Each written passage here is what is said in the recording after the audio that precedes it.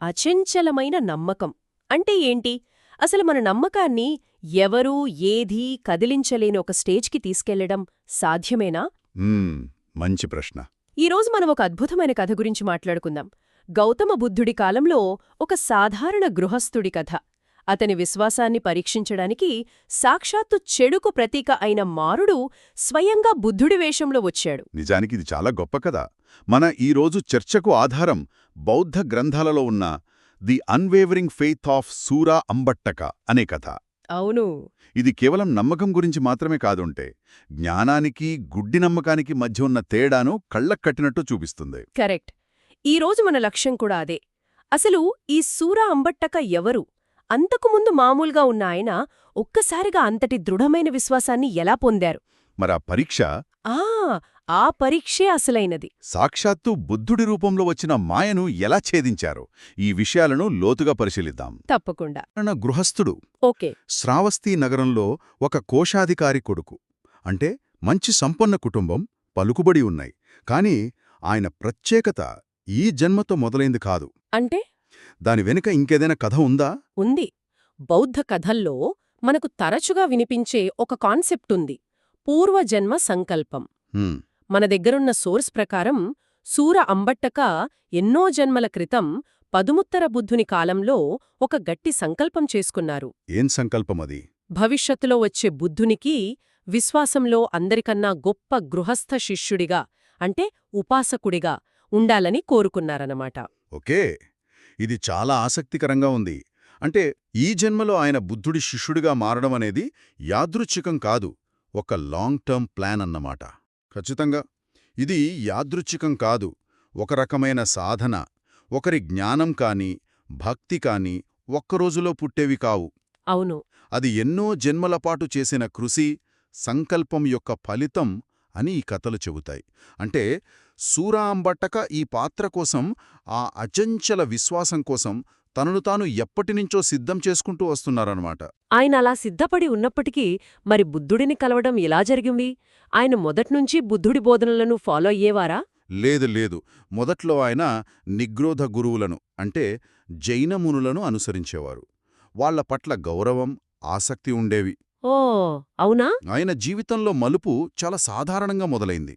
ఒకరోజు బుద్ధుడు ఒక భిక్షువుగా భిక్షాటన చేస్తూ శ్రావస్తి వీధుల్లో తిరుగుతున్నారు. అలా తిరుగుతూ సూరా అంబట్టక ఇంటి ముందు నిలబడ్డారు. ఆ ఒక్క క్షణం ఆయన జీవితాన్ని మార్చేసింది. బుద్ధుడిని చూసిన వెంటనే సూరా అంబట్టక ఆయన తేజస్సుకు ఆకర్షితుడై లోపలికి ఆహ్వానించి భోజనం పెట్టారు. అవును. అయితే ఆ పరిచయం కేవలం భోజనంతో ముగియలేదు. ఓకే. భోజనం తర్వాత బుద్ధుడు ఆయనకు ధర్మోపదేశం చేశారు. ఆ ఉపదేశం విన్న వెంటనే ఆ క్షణంలోనే సూర్య అంబట్టక శ్రోతాపన్నుడు అయ్యారు. ఒక్క నిమిషం ఆగండి. ఒక్క భోజనం, ఒక్క ఉపదేశంతోనే ఆయన అంత పెద్ద ఆధ్యాత్మిక స్థాయికి ఎలా చేరుకున్నారు? అది నమ్మడానికి కొంచెం కష్టంగా లేదు? ఏదో సినిమా చూసినట్టు, హీరో ఒక్క పాటలో మారిపోయినట్టు అనిపిస్తోంది. నిజంగా అంత సింపుల్గా జరిగిపోయిందా, లేక కథలో ఏమైనా వదిలేశారా? మంచి ప్రశ్న. బయటకు చూస్తే అలాగే అనిపిస్తుంది. కాని శ్రోతాపన్నుడు అవ్వడమంటే ఏదో కొత్త విషయాన్ని గుడ్డిగా నమ్మడం కాదు. మరి అసలు శ్రోతాపన్నుడు అంటే ప్రవాహంలో ప్రవేశించినవాడు అని అర్థం. అంటే నిర్వాణ మార్గంలోకి అడుగుపెట్టినవాడు. ఇక్కడ కీలకమైన విషయం ఏమిటంటే, ఈ స్థితిలో ఒక వ్యక్తి ధర్మం యొక్క ప్రాథమిక సత్యాలను స్వయంగా చూస్తాడు, అనుభవిస్తాడు. అంటే మీరు చెప్పేది ఒక వంటకం గురించి పుస్తకంలో చదవడం వేరు, దాన్ని నిజంగా రుచి చూడటం వేరు, ఆ రెండిటికి ఉన్న తేడా లాంటిదా? Perfect analogy. రెసిపీ గురించి మనం గంటల తరబడి వాదించుకోవచ్చు, కానీ మన నాలుక మీదున్న రుచి గురించి ఎవరూ మనతో వాదించలేరు. ఆ స్థాయి నిశ్చయత వస్తుందంటారా? సరిగ్గా అదే. శ్రోతాపన్నుడు అయిన వ్యక్తికి అన్ని సంస్కారాలు అనిత్యం, అంటే సృష్టించబడిన ప్రతీదీ శాశ్వతం కాదు అనేది ఒక సిద్ధాంతం కాదు, అది వాళ్లు చూసిన నిజం. ఓకే. ఒకసారి గురుత్వాకర్షణ ఉందని గ్రహించాక ఎవరైనా వచ్చి వస్తువులు పైకి ఎగురుతాయి అని చెబితే మనం ఎలా నమ్మమో అలాగే ఉంటుంది వాళ్లనెలా. ఆ నిజాన్ని వాళ్లు మళ్ళీ మర్చిపోలేరు, దాన్ని ఎవరూ వాళ్ల మనసులోంచి తీసేయలేరు. అందుకే సూర అంబట్టకకు ఆ క్షణంలోనే అంతటి దృఢమైన విశ్వాసం కలిగింది. అది గుడ్డి నమ్మకం కాదు, అనుభవపూర్వకమైన జ్ఞానం. ఓకే, ఇప్పుడు క్లియర్గా ఉంది. ఆయన విశ్వాసానికి పునాది అనుభవం. కాని ఇక్కడే కథ అసలు మలుపు తీసుకుంటుంది. అవును. ఆయన ఆ స్థాయికి చేరిన వెంటనే ఆయన జీవితంలోకి అతి పెద్ద పరీక్ష ఎదురైంది. అవును. బుద్ధుడు అక్కడ నుంచి వెళ్లిన కొద్దిసేపటికే మారుడు రంగంలోకి దిగాడు. బౌద్ధంలో మారుడు అంటే మనల్ని దారి తప్పించే శక్తి. మనస్సులో సందేహాలు రేకెత్తించే ప్రలోభం. సరిగ్గా అతను సూరా అంబటకను దెబ్బతీయడానికి ఒక మాస్టర్ ప్లాన్ వేశాడు. ఆ ప్లాన్ మామూల్ది కాదు. అతను సూరా అంబటక్క దగ్గరికి వచ్చింది ఏదో రాక్షసుడు రూపంలోనో ఇంకో రూపంలోనో కాదు. అతను నేరుగా బుద్ధుడు రూపంలోనే మళ్ళీ ఏనింటికొచ్చాడు. అవును. ఒక్కసారి ఆపుదాం. ఇది ఊహించుకోవడానికే కష్టంగా ఉంది. మనం ప్రపంచంలో ఎవరినైతే ఎక్కువగా గౌరవిస్తామో వాళ్లే మన ముందుకొచ్చి నేను ఇందాక చెప్పిందాంట్లో ఒక చిన్న తప్పు ఉంది అని చెప్తే ఎవరూ నమ్మకుండా ఉంటారు. ఇది దాదాపు అసాధ్యమైన పరీక్ష. నిజమే. ఇది అంతిమ ఆధ్యాత్మిక పరీక్ష. మారుడి పన్నాగం కూడా చాలా తెలివైనది. అతను బుద్ధుడి బోధనలు పూర్తిగా ఖండించలేదు. అలా చేస్తే దొరికిపోతాడని తెలుసు. అవును. అందుకే దాన్ని కొద్దిగా వక్రీకరించడానికి, అందులో ఒక చిన్న సందేహం అనే పురుగును ప్రవేశపెట్టడానికి ప్రయత్నించాడు. మరి బుద్ధుడి అసలు బోధనేంటి? మారుడు దాన్ని ఎలా మార్చాడు? బుద్ధుడి అసలు బోధన సబ్బే సంఖారా అనిచ్ఛా అంటే సృష్టించబడినవన్నీ షరతులతో కూడుకున్నవన్నీ అనిత్యం. మన శరీరం, మన ఆలోచనలు, మన భావోద్వేగాలు, బయట ప్రపంచంలో కనిపించే ప్రతి వస్తువు అన్నీ అనిత్యమే. అవును, అన్నీ నిరంతరం మారుతూనే ఉంటాయి. ఏదీ శాశ్వతం కాదు. ఇది బౌద్ధధర్మం యొక్క మూలస్తంభాల్లో ఒకటి. మరి బుద్ధుడి వేషంలో ఉన్న మారుడేమన్నాడు? అతను ఇలా అన్నాడు: సూరా, నేను ఇందాక నీకు ఉపదేశమిచ్చాను కదా, అందులో ఒక చిన్న మాట మార్చుకోవాలి. ఓ. అన్ని సంస్కారాలు అనిత్యమని చెప్పాను, కాని అది నిజం కాదు. కొన్ని సంస్కారాలు అనిత్యం, కొన్ని శాశ్వతం. వావ్! ఇది చాలా సూక్ష్మమైన మార్పు, కాని చాలా ప్రమాదకరమైనది. ఈ రోజుల్లో మనం చూసే డిస్ఇన్ఫర్మేషన్ టెక్నిక్లా ఉంది. కరెక్ట్. మొత్తం నిజాన్ని అబద్ధమని చెప్పరు. అందులో ఒక్క పదం మార్చి ఒక చిన్న మినహాయింపును జోడిస్తారు. అన్నీ అనే మాటను కొన్ని అని మార్చేస్తారు. ఆ ఒక్క పదం మనసులో సందేహానికి ఒక దారిని తెరుస్తుంది. అవును. అవును. అవును కదా. బహుశః కొన్ని శాశ్వతంగా ఉంటాయేమో అనే ఆశను రేకెత్తిస్తుంది. ఖచ్చితంగా. ఇది ఒక రకంగా చెప్పాలంటే సూరా అంబట్టక మైండ్లో ఒక డౌట్ అనే వైరస్ను ఇన్స్టాల్ చేసే ప్రయత్నం. ఇంటర్నెట్లో మనం టర్మ్స్ అండ్ కండిషన్స్ చదవకుండా ఐ అగ్రీ కొట్టేస్తాం కదా. అవును. మారుడు కూడా అదే ఆశించాడు. నేను నా టర్మ్స్ను అప్డేట్ చేశాను అని బుద్ధుడే వచ్చి చెబితే ఎవరైనా సరే గుడ్డిగా అంగీకరిస్తారని అతని ప్లాన్. మరి సూరా అంబట్టక ఆ ఉచ్చులో పడ్డారా? లేదు. ఇక్కడే ఆయన శ్రోతాపనుడు కావడం యొక్క అసలు శక్తి బయటపడింది. ఆయనకు అన్నీ అనిత్యమే అనేది ఎవరో చెప్తే విన్న సిద్ధాంతం కాదు. అది ఆయన స్వయంగా రుచిచూసిన సత్యం. ఆయన వాస్తవం యొక్క ఫైన్ ప్రింట్ చదివారు. అంటే తన కళ్ల ముందు సాక్షాత్తు బుద్ధుడు రూపం ఉన్నప్పటికీ ఆ రూపం నుంచి వస్తున్న మాటలు తన ప్రత్యక్ష అనుభవానికి విరుద్ధంగా ఉన్నాయని ఆయన వెంటనే గ్రహించారు. సరిగ్గా అదే జరిగింది.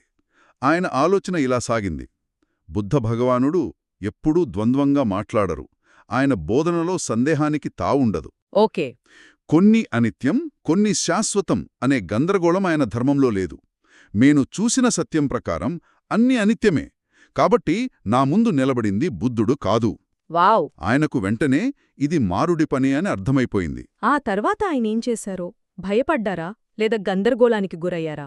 ఏమాత్రం లేదు. ఆయనలో ఉన్నది భయం కాదు, నిశ్చయత. ఆయన చాలా గట్టిగా, ఓ దుష్టుడా, నీవు మారుడివి, బుద్ధుడివి కాదు. అన్ని సంస్కారాలు అనిత్యమే. ఇక్కడ నుండి తక్షణమే వెళ్ళిపో అని గద్దించారు. ఆ జ్ఞానం ముందు, ఆ అనుభవపూర్వకమైన నిశ్చయత ముందు మారుడి మాయ నిలవలేకపోయింది. తన ప్రయత్నం విఫలమైందని గ్రహించి అతను అక్కడ్నుండి అదృశ్యమయ్యాడు. అద్భుతం. జ్ఞానం మీద ఆధారపడిన విశ్వాసం ఎంత శక్తివంతమైనదో చెప్పడానికి ఇంతకన్నా మంచి ఉదాహరణ ఉండదు. ఈ విషయం బుద్ధుడికి తెలిసినప్పుడు ఆయనెలా స్పందించారు? బుద్ధుడు చాలా సంతోషించారు. భిక్షువులందర్నీ సమావేశపరిచి జరిగిన సంఘటన గురించి చెప్పి సూర అంబట్టకను అందరి ముందు ప్రత్యేకంగా ప్రశంసించారు. తించారు. అగ్గం అవేచ్చ పసన్నానం. ఈ పాలి పదం వినడానికి గంభీరంగా ఉంది. దాని అర్థమేమిటి? దాన్ని మనం విడమర్చి చూస్తే అవేచ్ఛపసన్నానం అంటే అచంచలమైన, కదలని, అనుభవపూర్వకమైన విశ్వాసం కలిగిన వారు అని. ఓకే. అగ్గం అంటే వారిలో అగ్రగణ్యుడు అత్యుత్తముడు అనే అర్థం. సో అచంచలమైన విశ్వాసం కలిగిన గృహస్థులలో శూర అంబటక అగ్రగణ్యుడు అని బుద్ధుడు స్వయంగా ప్రకటించాడు. ఇది కేవలం ఒక ప్రశంస కాదు, ఇది ఆయన ఆధ్యాత్మిక స్థాయికి బుద్ధుడిచ్చిన అధికారిక గుర్తింపు. ఖచ్చితంగా. ఇక్కడ మనం గమనించాల్సిందేంటంటే బుద్ధుడు కేవలం నమ్మకమున్నవారిలో గొప్పవాడు అని అనలేదు. అవేచ్యపసన్నానం అంటే జ్ఞానంతో కూడిన ప్రత్యక్ష అనుభవంతో ధృవీకరించబడిన విశ్వాసమున్నవాళ్లు గొప్పవాడన్నారు. అవును. ఆయన విశ్వాసం గుడ్డిది కాదు కాబట్టే మారుడు అంత పెద్ద మాయ చేసినా దాన్ని కదిలించలేకపోయాడు. బుద్ధునిపై, ధర్మంపై, సంఘంపై ఆయనకున్న విశ్వాసం అనుభవమనే పునాది మీద కట్టబడింది. అలాంటి విశ్వాసాన్ని ఏ ప్రలోభమూ, ఏ భయమూ, ఏ వక్రీకరణ ఏమీ చేయలేదు. ఈరోజు మనం చర్చించుకున్న ఈ కథ నుంచి చాలా ముఖ్యమైన విషయాలు తెలుసుకున్నాం. ఒక సంపన్న కుటుంబానికి చెందిన శూర అంబట్టక బుద్ధుడితో ఒక్కసారి సమావేశమై ఆయన ఉపదేశం వినగానే శ్రోతాపన్నుడయ్యారు. ఆయన విశ్వాసం కేవలం విన్న విషయాలపై కాకుండా స్వయంగా పొందిన అనుభవంపై ఆధారపడటం వల్ల సాక్షాత్తు మారుడు బుద్ధుడి రూపంలో వచ్చి మోసం చేయాలని ప్రయత్నించినా ఆయన దాన్ని ఛేదించగలిగారు. అవును. ఈ కథ మనకు ఒక ప్రాథమిక సత్యాన్ని గుర్తుచేస్తుంది. కేవలం విన్నదాన్ని నమ్మడం అంటే బిలీఫ్ వేరు, సత్యాన్ని స్వయంగా గ్రహించడం ద్వారా పుట్టిన విశ్వాసం అంటే ఫెయిత్ వేరు. నిజమే. మొదటిది పరిస్థితులను బట్టి, ప్రలోభాలను బట్టి మారిపోవచ్చు. కాని రెండవది పర్వతంలా స్థిరంగా, అచంచలంగా ఉంటుంది. బోధనలను గుడ్డిగా అంగీకరించడం కాదు, వాటిలోని నిజాన్ని మనంతట మనం తెలుసుకునే ప్రయత్నం చేయడమే అసలైన ఆధ్యాత్మిక మార్గమని ఈ కథ నొక్కి చెబుతుంది. నిజమే.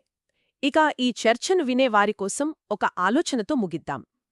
ఆ కథలో మారుడు ఒక ప్రాథమిక సత్యాన్ని కొద్దిగా మార్చి, వక్రీకరించి శూర అంబట్టకను మోసం చేయాలని చూశాడు.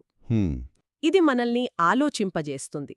మన కాలంలో మన నమ్మకాలను సవాలు చేయడానికి లేదా తప్పుదోవ పట్టించడానికి ఈ మారుడు ఏ రూపాల్లో రావచ్చు.